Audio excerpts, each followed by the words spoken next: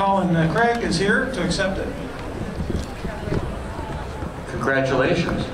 This award, preservation, is actually for you personally. You're so well preserved. I know, I'm not doing too bad. And the car's nice too. Thank you. I feel very, very honored to receive the first award of this Doug Magnon Award. Doug was a lovely man, had a great passion for Maserati, and generally was just a very nice human being. So I feel very, very lucky to get this award. Thank you. Now we have Dottore Adolfo Orsi here, who is a member of the Maserati family and has been around Maserati his entire life. I think of you as Mr. Maserati.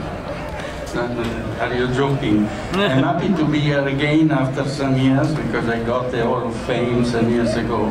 And I'm happy to be here, honored to be here because Doug Magnon was a very good friend, was a Maserati car enthusiast. And I knew him since many, many years.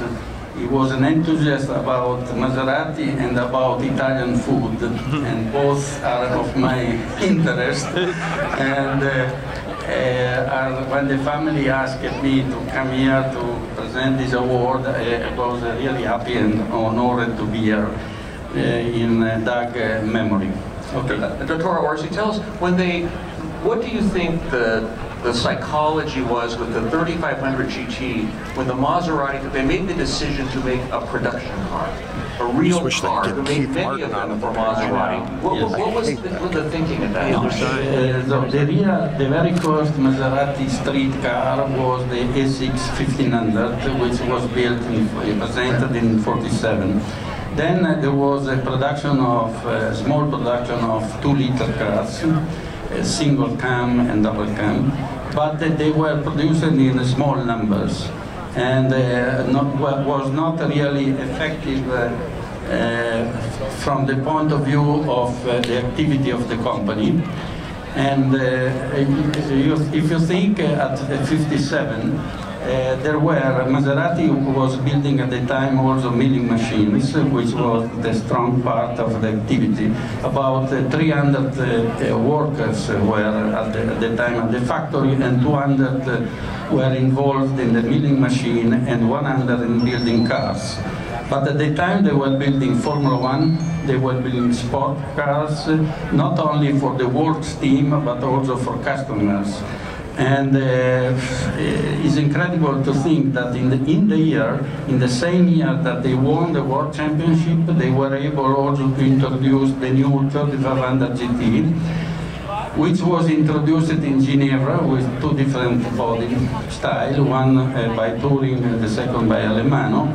And then my family decided to start with the Touring body, and it was very important for the factory, because at the end of the year Maserati was forced to withdraw from racing, and therefore the Maserati, if is still alive today, is because the 3500 GT was very well accepted, was produced in about 2,200 exemplars until 1964.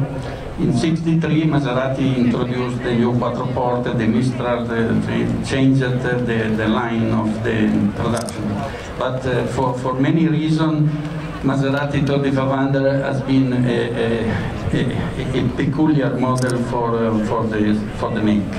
But special, you know, I mean, every Maserati is special in its own way because they have the flavor, a unique way of thinking about motoring. And I will say that the prototype of the 3500, which has been named Dama Bianca because it was a white color, and Dama means lady, white lady, was used by the factory as development car, and then was exhibited in the factory museum when the museum opened in '65. And was later, when Citroën sold some of the cars, my father purchased the car, and I kept in a barn for many, many years, and I started the restoration of it, and it could be that the next years I will present it again here at Concorso. That would be wonderful to see it. I hope we see the car. Okay, Thank you very much. Congratulations.